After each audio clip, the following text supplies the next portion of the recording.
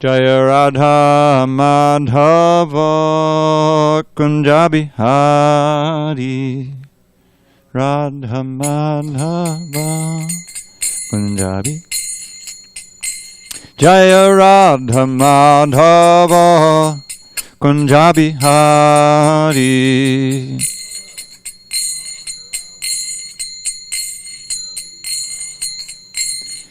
Gopi Jana Vallabha Girivardhari.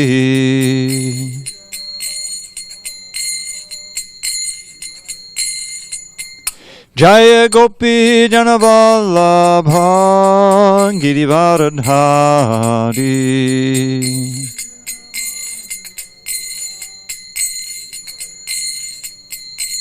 Yashodanandana Braja Jana Ranjana. Yashodanandana Braja Jana Ranjana. Yamuna Tira Vanachari. Yamuna Tira Vanachari.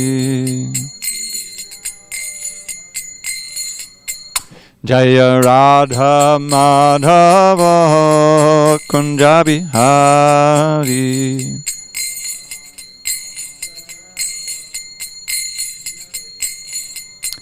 Jaya Radha Madhava Kunja Bihari.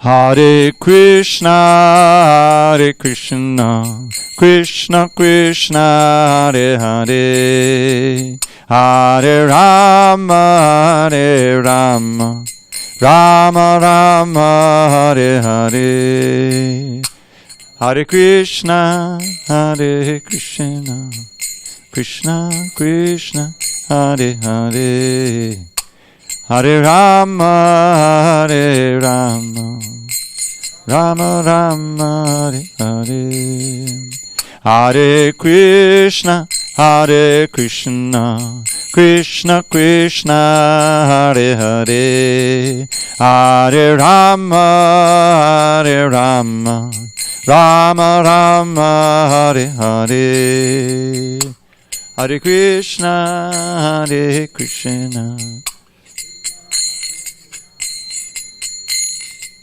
Hare Rama, Hare Rama, Rama Rama, Hare Hare Krishna, Hare Krishna, Krishna Krishna, Hare Hare, Hare Rama, Hare Rama, Rama Rama, Hare Hare, Hare Krishna, Hare Krishna, Krishna Krishna, Hare Hare, Hare Rama, Hare Rama, Rama Hare Hare. Jaya Radha Madhava Kunja Bihari.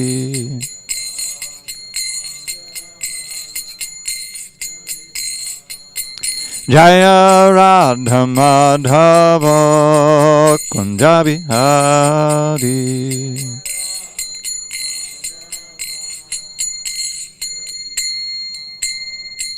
Jaya Mr. Pad Paramahansa Buddhikacharya, just to the Sri Srimad Divine Grace, Srila A.C. Bhaktivedanta Swami Prabhupada ki Jai. ISKCON BBT founder Acharya Srila Prabhupada ki Jai. Jayo Vishnupad Paramahansa Buddhikacharya, Astotar to the Sri Srimad Divine Grace, Srila Bhakti Siddhanta Saraswati Thakur ki Jai. Ananda Koti Vaishnavinda ki Jai. Namacharya Srila Haridas Thakur ki Jai. Srimad Bhagavad Gita ki Jai. Samaveda Bhaktivinoda ki Jai. All glory to the assembled devotees. All glory to the assembled devotees. All glory to the assembled devotees. All glory to Sri Guru and Gauranga.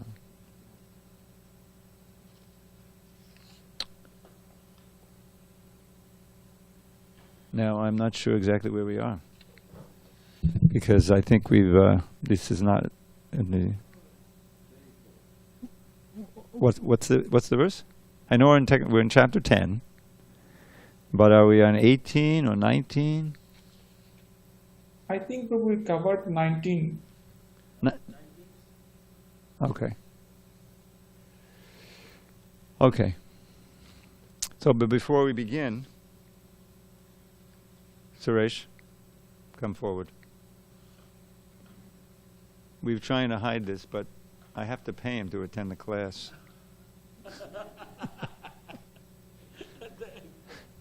Now you all want some money, I know. Okay.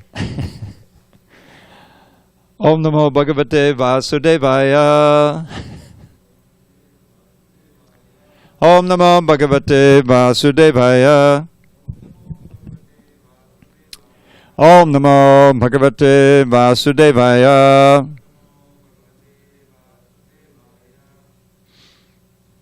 On this 26th day of April, 2021 in SanDiego, we're reading from Srimad Bhagavad Gita as it is, translation and commentary by His Divine Grace A.C. Bhaktivedanta Swami Prabhupada. And we are in chapter 10, entitled The Opulence of the Absolute. And we're reading text 19 tonight, beginning on page 441 at the bottom. Say again? We did 19 already? All right. You sure, right? Okay. That's what he said? I can't hear anymore. All right. Sorry. Text 20 on page 442. Ahamatma Gudakesha Ahamatma Gudakesha Sarvabhutashaya Sarvabhutashaya Stitaha Ahamadish Chamadyam Cha Ahamadish Chamadyam Cha Bhutanam Anta Eva Cha Bhutanam Anta Eva Cha. Page 442. Ahamatma Gudakesha Sarvabhutashayastitaha Ahamadishtamadhyam cha Bhutanam anta eva cha. Guess not. Text 20. Go ahead. Ahamatma Gudakesha Sarvabhutashayastitaha Ahamadishtamadhyam cha Bhutanam anta eva cha. Ahamatma Gudakesha Sarvabhutashayastitaha Ahamadishtamadhyam cha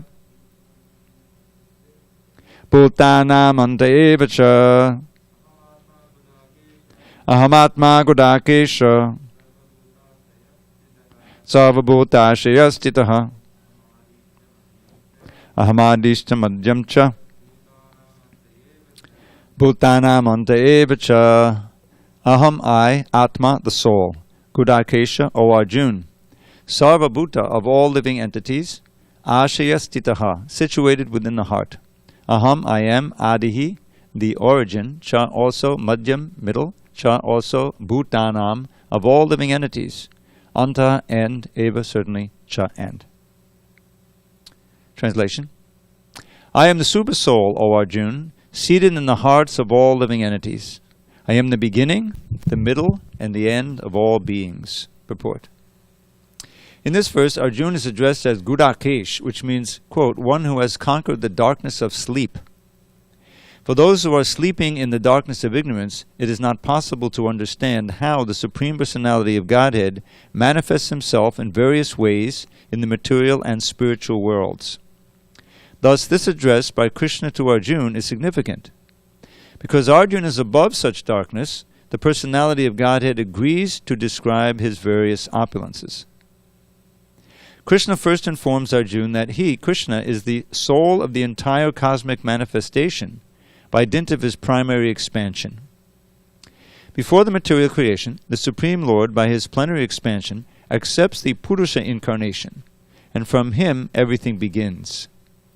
Therefore he is Atma, the soul of the Mahatattva, the universal elements. The total material energy is not the cause of the creation. Actually, the Mahavishnu enters into the Mahatattva, the total material energy. He is the soul. When Mahavishnu enters into the manifested universes, he again manifests himself as the Supersoul in each and every entity. We have experienced that the personal body of the living entity exists due to the presence of the spiritual spark. Without the existence of the spiritual spark, the body cannot develop.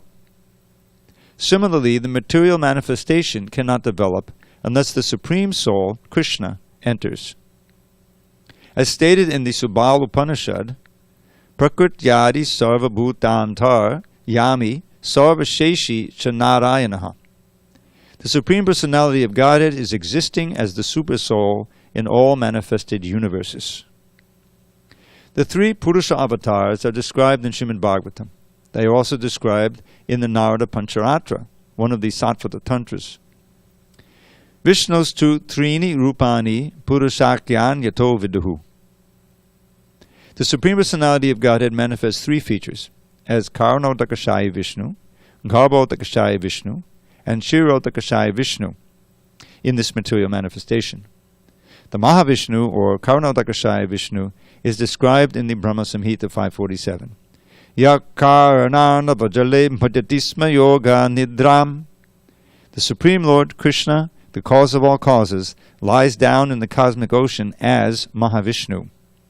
Therefore, the Supreme Personality of Godhead is the beginning of this universe, the maintainer of the universal manifestation, and the end of all energy. Om Jnana Timirandasya Jnanandana Shalakaya Chakshu Unminatam Mena Tasmai Shri Gurave Namaha. I was born in the darkest of ignorance, but my spiritual master Srila Prabhupada opened my eyes with the torchlight of knowledge. I offer my humble obeisance unto him and to all members of Sri Parampara. So this is the first verse in which Krishna is describing his vibhutis, and it will go on for some time, nearly to the end of the chapter. So, the first thing is, I am the Super Soul, seated in the hearts of all living entities. And I am the beginning, the middle, of end of all beings. So this is another way of saying what he said in text 8, Aham sarvasya prabhavo mattak sarvavartate, that everything emanates from me, I am the source of everything, I am the supreme Brahman that everyone should search after. But he's describing here, he says the Super Soul, the Atma. So Srila Prabhupada is describing the way in which the material manifestation comes to be. And we may know by now that it has to do with Krishna's expansions, actually expansions of the expansion, beginning with the Mahavishnu, the great Vishnu, from whose pores of whose body are emanating countless universes as he exhales. He's also exhaling them from his mouth and nose, I assume. And he's outside of the material world. He enters the causal ocean, and from him is emanating, he enters into the Mahatattva, the total material energy here. And it's inconceivable, totally inconceivable. As he's exhaling, all these universes are coming out. We're in one of the last to come out and the first to go in. So we're one of the smallest universes, 4 billion miles. It just so happens that that's the calculated width of the scientists say the solar system. So Sadhapura wrote a whole essay about that, but I'm not going to get into it now. So these universes are coming out in seed form, and then they're expanding. And then, but there's nothing going on yet. And so he expands again as Garbhodakashayi Vishnu. Now it's nice to know what all these Vishnus mean. So the first Mahavishnu, the great Vishnu, is also known as Karnodakashayi. So let's take that word apart. It has three parts: Karna, Udaka, and Shayi. They're all shy because they're sleeping, they're reclining. Shayi means resting. in the Udaka, a sea or an ocean. So they have different oceans. The Karana ocean is the causal ocean. That's Mahavishnu. He's lying there, and they're all lying on expansions of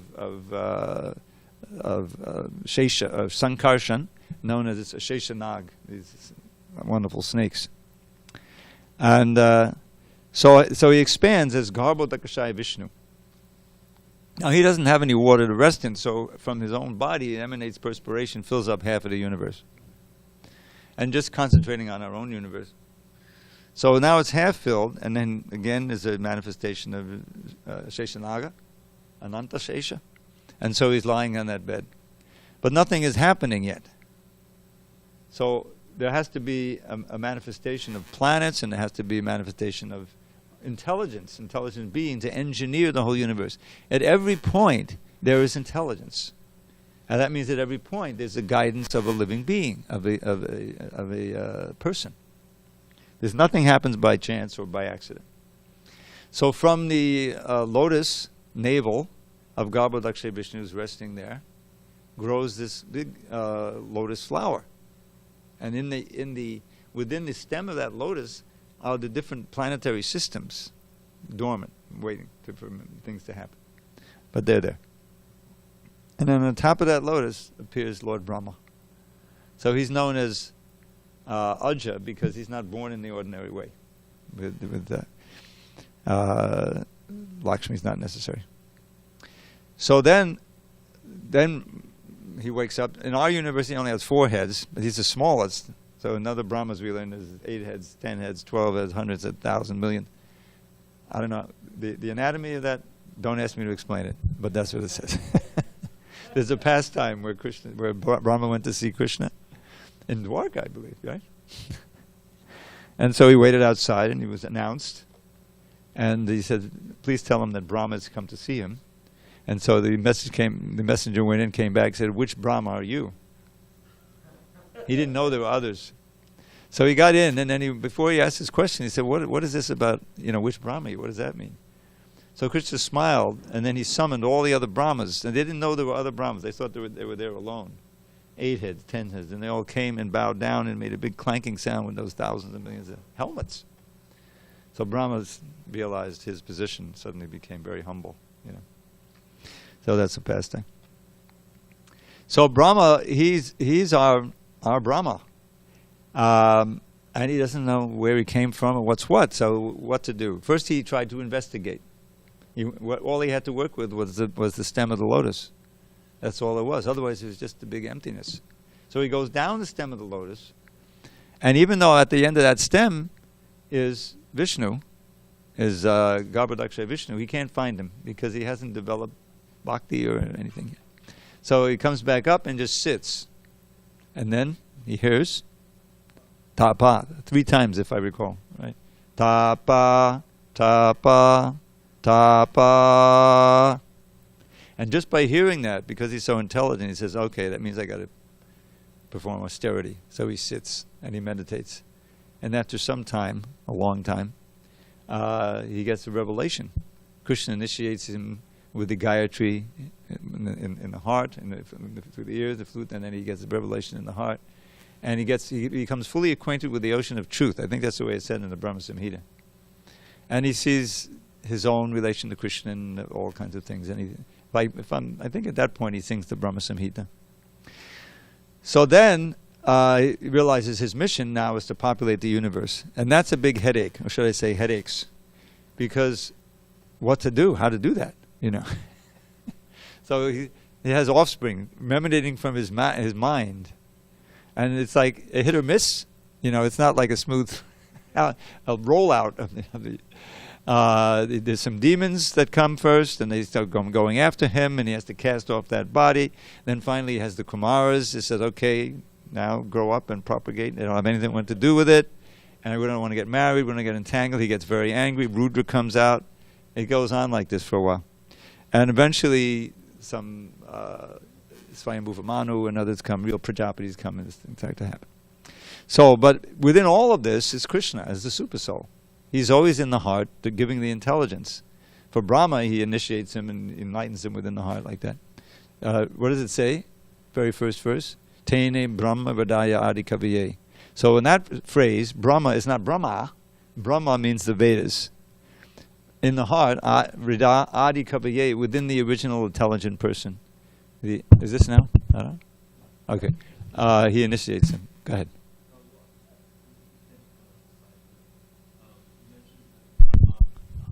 So people can hear. I remember being confused when I read about Brahma casting off his body. I remember Prabhupada mentioned in the purport something like he didn't die. No, it's there are mental bodies. Okay. You know, it's a little hard to understand. Yeah, it was because confusing. but he's creating them from his mind, and apparently,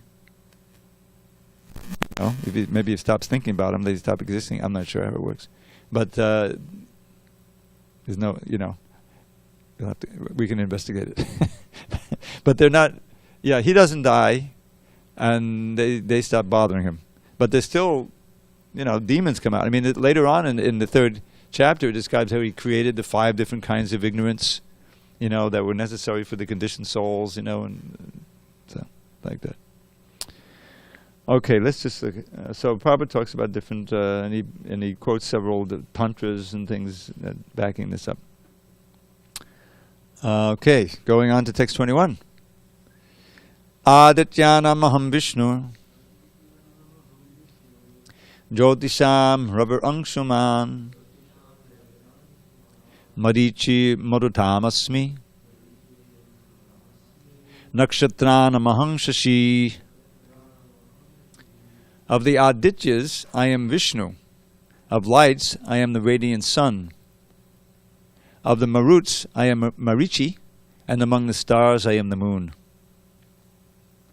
There are 12 Adityas, of which Krishna is the principal. Among all the luminaries shining in the sky, the sun is the chief, and in the Brahma Samhita, the sun is accepted as the glowing eye of the Supreme Lord. There are 50 varieties of wind blowing in space, and of these winds, the controlling deity Marichi represents Krishna. Maruts, the Maruts. Among the stars, the moon is the most prominent at night, and thus the moon represents Krishna. It appears from this verse that the moon is one of the stars. Therefore, the stars that twinkle in the sky also reflect the light of the sun. The theory that there are many suns within the universe is not accepted by Vedic literature. The sun is one, and as by the reflection of the sun the moon illuminates, so also do the stars. Since the Bhagavad Gita indicates herein that the moon is one of the stars, the twinkling stars are not suns, but are similar to the moon. Okay. Diti and Aditis. I think the Adityas, they're the descendants of Aditi. Because you have the Daityas, who are demons, but the Adityas are all demigods, and in this case Vishnu. Now this Vishnu as the son of Aditya, is that referred to Vamana? Maybe. Okay. So the most startling passage of this purport is this whole point about the moon and the stars being moons. And there's a whole pastime involved with this purport, because this part wasn't there for 12 years. Or 10, 11 years. The thing about this, the moon being the stars being moons. Prabhupada said it, the first editor thought it was too far out, and the Bhagavad Gita will lose credibility, and so he just X'd it out. And so the whole time we had the Macmillan Gita, it wasn't in there. It was restored in 1983. It's there in the original text, we can show you. So this is one of the inconceivable things, how those stars up there are reflecting the sun's light. But there it is. So of lights I am the radiant sun. Now notice that he's pointing out the most prominent, glorious, powerful of any category, and that's what this is all about. There's many Maruts. He's Marichi, the leader. Of all the stars, the moon is the chief, obviously, if the stars are moons. And Vishnu among the Adityas, if there's many sons of Aditya who are demigods. And but Vishnu comes as Vamanadev, and he's the leader, of course, and the light radiant sun is the most brilliant. Going on, Vedanam Samavedosmi, Devanam Asmi Vasavaha, Indriyanam Manaschasmi, Bhutanam Asmi Chetana. Of the Vedas, I am the Samaveda.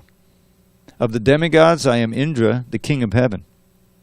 Of the senses, I am the mind. And in living beings, I am the living force or consciousness. Purport. The difference between matter and spirit is that matter has no consciousness like the living entity. Therefore, this consciousness is supreme and eternal. Consciousness cannot be produced by a combination of matter. And this point, that consciousness is not produced by matter, was one of Prabhupada's major preaching points. Because if you don't believe in God, and you think that everything has arisen from matter, then you have to think that consciousness is produced from matter, because consciousness obviously exists, although they still haven't figured out just what it is. But if someone is an atheist, then consciousness also has to be produced by some material change in the brain or something. And so that's a big fallacy. And the basic teaching that we have is that the soul and the body are different. That the soul is eternal. It was never produced at all. It simply, we say, emanates from Krishna eternally. Right? The example is the sun, although the sun is not eternal, but the light is always coming from the sun, has for millions and millions of years. So it's the closest thing we have to, and it's a good analogy. So consciousness cannot be produced by a combination of matter. And, we see that even in our own lives, as Krishna explains at the beginning, we're conscious beings. We feel ourselves to be the same person that we have been all our lives. But this material tabernacle, as it's called, is constantly changing. So we're not changing. We're the same person. And we sense, Abhinashita tad vidhi yena sarvamidam tatam, that which pervades the whole body is indestructible. And we can see, yes, our consciousness is there, except in things like the fingernails and the hair, which don't have any blood. So it's blood circulation. So it's carried by the blood corpuscles, this consciousness. So this consciousness is very important to understand, because what we're trying to achieve or trying to reach is to go to and live in the plane of pure spirit without any tinge of matter. And that's the spiritual world. You were going to ask? Ed? Prabhu, in the verses and in this verse and the verses that follow, he says like he's different demigods like Indra. What does it mean? Does it mean like the demigods are an expansion of him, or how do we interpret that? Indra is not a plenary expansion. He's a living entity like we are. He also identifies with the Atma, and that's us. So, are you God? No. So, the point is that these are all. If you study it, he's calling our attention to the greatest thing. The greatest thing of every category, to try to infuse us with awe and reverence for him, to see him present whenever we see. And we always see the light of the sun, the light of the moon. Right? We're certainly conscious of our own self. So all of these things are meant to remind us of Krishna's glory. And at the end, he'll famously say, but what's the use of all of this enumeration? I support everything by just a spark of my splendor. In other words, the whole idea is to train the mind and uplift the mind to be seeing Krishna everywhere in this manifestation, to be awed by it, and to realize how fortunate we are to have a place as a servant, and to beg for that place, and that service. Because realize how we're just so infinitesimal and so delicate and, completely dependent. Where here, everything great is simply a spark of his splendor. It's always, and the next chapter will be even more amazing. The universal form. It's all to, Yes. Sarvadharma Parityajya. I will surrender. I realize my attempt to be a controller and enjoyer are really pathetic and foolish, and I should surrender to Krishna. That's what this is all about. Because this is what, remember Arjuna's question that elicited all this. Please describe in detail the mystic power of your opulences. I'm never satiated in hearing about it. How shall I constantly think of you? And how shall I know you? In what various forms are you to be remembered? So that's what this is all about. Arjuna is asking this question for us. It's mentioned that he doesn't need this. He's already realized, oh, Param Brahma, Param Dhamma, Pavitram, Paramam Bhavan. You know, he could have said, now I don't need to. I realize you're God. Whatever you say, you want me to fight, I will. But there's more that we need to hear. So the rest of the book is Arjuna's question to flesh out, if you will, what he's already dealt with. That's the idea. I am the mind. The mind is the leader of all the senses. And I'm the living force or consciousness in all of us. Okay. Rudranam Shankaras Chasmi Vittesho Yaksha Rakshasam Pasunam Pavakas Chasmi Medu Shikarinamaham. Of all the Rudras, I am Lord Shiva, and of the Yakshas and Rakshasas, I am the Lord of Wealth, Kuvera. Of the Vasus, I am fire or Agni, and of mountains, I am Meru. Purport. There are 11 Rudras, of whom Shankara, Lord Shiva, is predominant. He is the incarnation of the Supreme Lord in charge of the mode of ignorance in the universe. The leader of the Yakshas and Rakshasas is Kuvera, the master treasurer of the demigods, and he is a representation of the Supreme Lord. Meru is a mountain famed for its rich natural resources. So here he says that Rudra or Shiva, Lord Shiva, is an incarnation of Supreme Lord. So he occupies a special place. He's not a Jiva and he's not Vishnu. He's Shiva Tattva, right? So he's basically Vishnu who comes in touch with the material energy. Vishnu himself never comes in touch. Just like Mahavishnu, when he's going to impregnate all the living beings back into the universe, he just glances. That's not really a touch.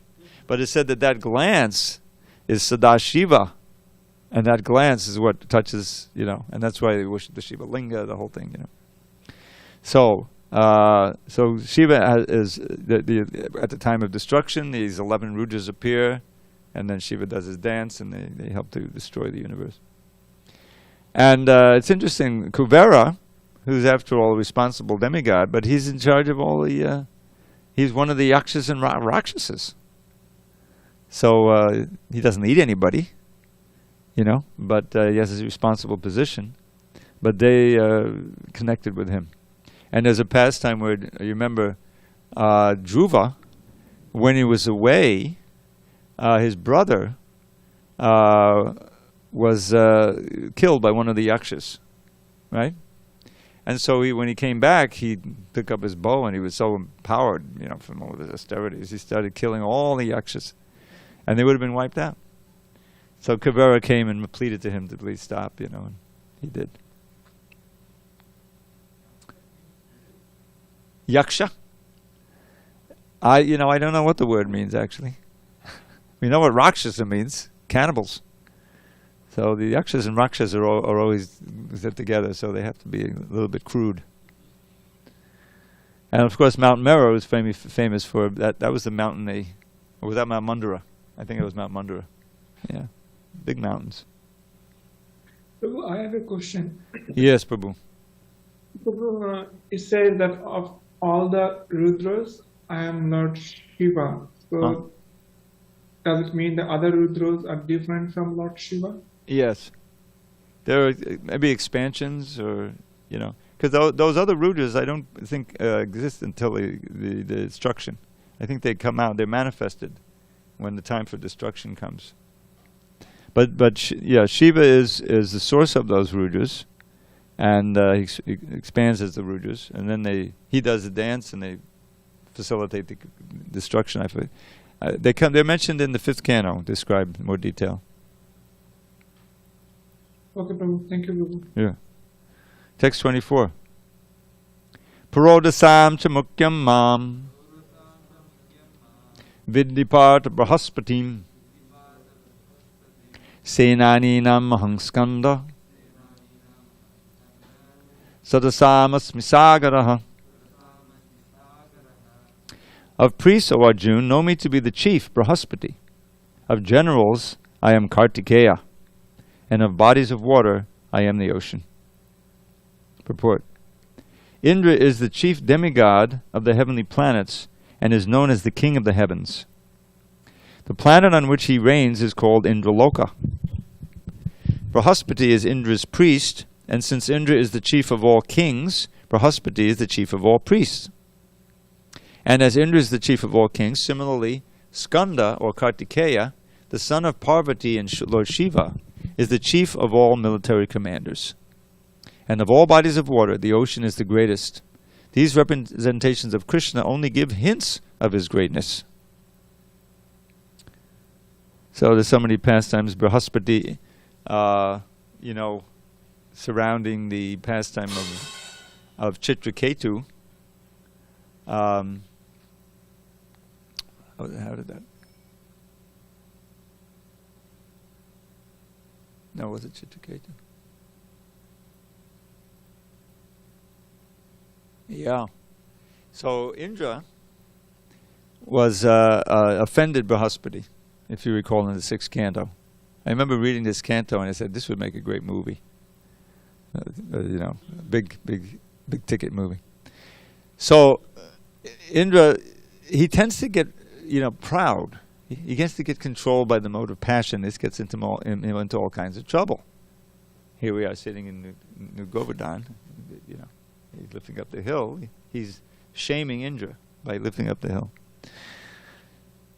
So that's just one instance. So Indra was sitting, in his palace in Indraloka, all kinds of opulence, dancing girls and things like that. And he got a little bit too proud. So Brahaspati walked in, and he didn't get off his seat, get off his throne, and offer his obeisances. So what did Brahaspati do? Remember? He walked out. He just turned on his heel and walked out. And he said, "Oh my God, what have I done?" He got off the throne and ran out. Couldn't find him. He disappeared. And that's a big problem, because they realize they get their strength from the relation with the guru. So they're panic-stricken. What do we do now? So they pray. What they can do that the demons can never do is to pray to Krishna. So they prayed, and so then Vishnu came and he said, "Go to Dadichi and beg his bones. Beg him for his body, and from his bones you have Indra fashion a new thunderbolt, and it'll be invincible thunderbolt. Because the demons are going to come after you now. They know that without Brihaspati you're weakened." Is it? So that's what they did. And you want my body? You want my body? So he was like teasing them. And he said, "Oh, sure, no problem." Finally he said, "No problem." But I mean, you realize this is how kind of ghastly this is. This is not, the regular bhakti. It's not dancing with the rasa dance. This is the Indras, the demigods wanted something material from Krishna. This is not pure bhakti, right? So now they've got this special thunderbolt that's invincible. And meanwhile, the demons. So what happened was that. Meanwhile, Chitraketu, he had wanted a son, and he had millions of wives, and nobody could give him a son. Finally, was there a thing where he gave one wife something to drink or something? I forget, but one wife had a son, right? Was pregnant. Take that off.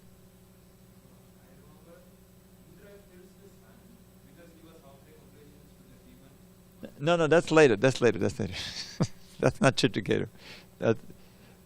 That's he kills Twasta's son, Vishwarup. But before that happened, so Chitraketu had millions of wives. Finally, he gets his one wife is pregnant, And she becomes a favorite. She's already the favorite, and he ignores all the other wives.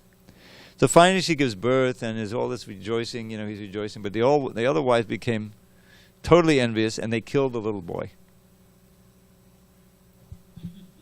So there's a description of him like walking through the palace and banging his head against the wall. He's completely devastated. They poisoned him. Yeah. So Narada comes and brings the boy back to life, and he preaches him just like the son of that's passed him with Srivas Thakur, or one of his Lord Chaitanya wrote about. But the difference is, I think in Lord Chaitanya's case, he stayed alive. But here he just stayed for a few minutes and talked about the evanescence of material life, and who's my real father. So Chitraketu was enlivened by that, and then Narada he renounced. He renounced his home, and Narada gave him a mantra to chant, and with a week, I think, he gets darshan of the Lord. So then he starts flying around in an airplane, and he comes upon Lord Shiva and the mountain, Kailash mountain, and he's sitting there with Parvati on his lap. They're having intimacies, and they're surrounded by all these great sages and saints. So Chitraketu makes a remark, criticizing Shiva for this. Shiva doesn't care, but Parvati becomes very angry, curses him to become a demon. And he takes the curse, says, "Oh, this is my fate," like that. So what happens is that Indra realized the demigods, they needed a spiritual master somehow. So they went to Twashta, who was this great Brahmin who had a son named Vishwarup. And Twashta agreed to say, "Okay, Vishwarup can be your guru." This Vishwarup was very qualified, and he also happened to have 3 heads, okay? And so, but not only that, but somewhere in his line, there was also some demon blood or something. So he's performing all of these mantras and everything, but he's also offering a few oblations to the demon line. So Indra's standing behind a pillar, and he sees him, and he loses it again, and he cuts off all his heads, which turn into different kinds of pigeons. It's in the Bhagavad Gita. So now Twashta is enraged. I gave you my son to be the guru, now you killed him, So he became enraged at Indra. So he performed this big sacrifice to invoke a demon who would kill Indra. But in his rage, he chanted one mantra backwards. This is why it's important to have good pronunciation. And so instead of getting a demon who would kill Indra, he gets Chitraketu, who's actually in the body of Vitrasura, who looks like a big demon. Acts like a demon, more or less. But he's really a devotee who Indra will kill. Rather than killing Indra, he'd be killed by Indra. So now there's this big fight, and Vitrasura is on the reason why it's called Vritra means he can cover everything. If he can expand and swallow the whole universe. So it's Vitrasura. But Indra's got this thunderbolt now. So so there's this big battle, and I think he throws the regular thunderbolt, and there's a painting of Vitrasura, catching it like a little toothpick and throwing it aside. And this Airavata is also knocked back. So many, this is big. But Chitraketu, Vitrasura, he wants to be killed and sent back to Godhead. So he doesn't want to stay in his demon's body. So he fights and fights, and and eventually Indra is then. It took him a year to behead him. He cut off his arms and his legs, so he's bleeding and he's lying on the ground, chanting mantra. So finally Indra cuts off his head after a year, and he dies. But before he does, he offers these amazing prayers. I remember one of my memorized. Aham hare tava paraika mula dasano dasa bhavatasmi bhuya manaksmaneta supater gunangste gunita vakarma karota kaya. So may I again have my association with your great devotees who are always worshipping your lotus feet. Because by their association, I will always be my mind will always think of you, my senses will always serve you, and my activities will always be with you or something. Manaksmane tasu, I will always remember you and always serve you. So anyway, then what happens to Indra? Now he's not only offended his guru, but he's killed 2 Brahmins, right? He's killed Vishwarup, and Vritarashtra is the son of Trasta. He invoked him, so he's also a Brahmin. So now he has sin personified coming after. The same Jara, the daughter of time, who we just heard about with that analogy. So she's now wanting to marry, Indra. She's described as tubercular. She's coming after old age and disease. So she's running after him. He hides in a lake somewhere, and he's breathing for 1,000 years or something through a straw. This is what happened to Indra. So that's all. I said this would make a great movie. But anyway, how did we get onto that? Because Brahaspati. So don't offend your guru, because if he turns on his heel and walks out, you're in trouble. All right, one more. Maharshinam Briguraham Giram Asmyekamaksharam Yagyanam Japa Yagyosmi Stavaranam Himalayaha. Of the great sages I am Bhrigu. Of vibrations I am the transcendental Om. Of sacrifices I am the chanting of the holy names, Japa. And of immovable things I am the Himalayas. Purport. Brahma, the first living creature within the universe, created several sons for the propagation of various kinds of species. Among these sons, Bhrigu is the most powerful sage. Of all the transcendental vibrations, Om or Omkar represents Krishna. Of all sacrifices, the chanting of Hare Krishna, Krishna Krishna, Hare Hare, Hare Rama, Rama Rama, Hare Hare, is the purest representation of Krishna. Sometimes animal sacrifices are recommended, but in the sacrifice of Hare Krishna, there is no question of violence. It is the simplest and the purest. Whatever is sublime in the worlds is a representation of Krishna. Therefore the Himalayas, the greatest mountains in the world, also represent him. The mountain named Meru was mentioned in the previous verse, but Meru is sometimes movable, whereas the Himalayas are never movable. Thus the Himalayas are greater than Meru. So I always remember this one, when you pick up your beads, you chant. This is the Jagya. Krishna, he identifies with this. Now, of course, we have a Sankirtan Jagya in this age. Krishna speaking in the Dwapara Yuga still. So in either case, it is a sacrifice. And the most important part of that sacrifice is what your mind is doing. You're chanting, that's the base. But you have to hear.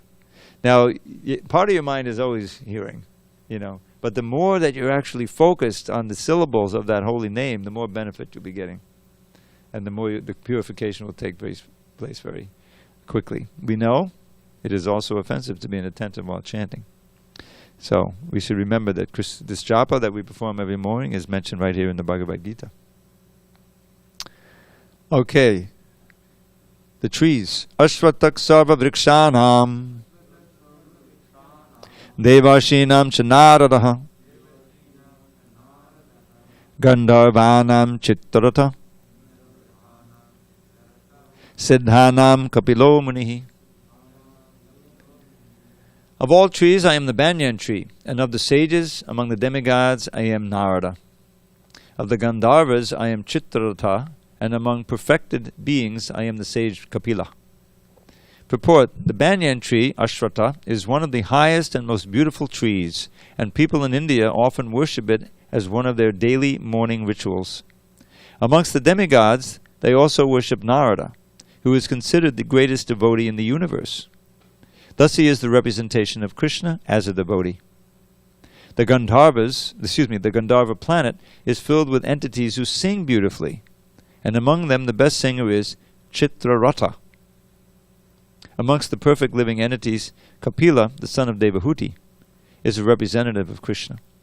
He is considered an incarnation of Krishna, and his philosophy is mentioned in the Srimad Bhagavatam.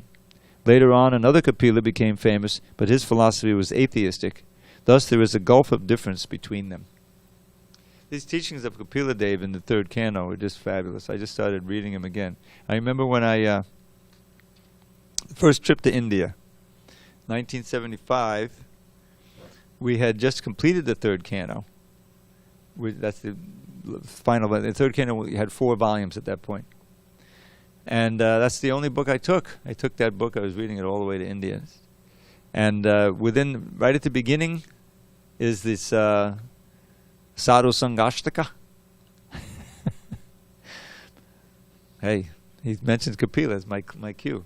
Pasangam Majaram Bhasham Atmana Kavayo Vidu Sahesha Sadhu Sukato Mokshadvaram Apavatam.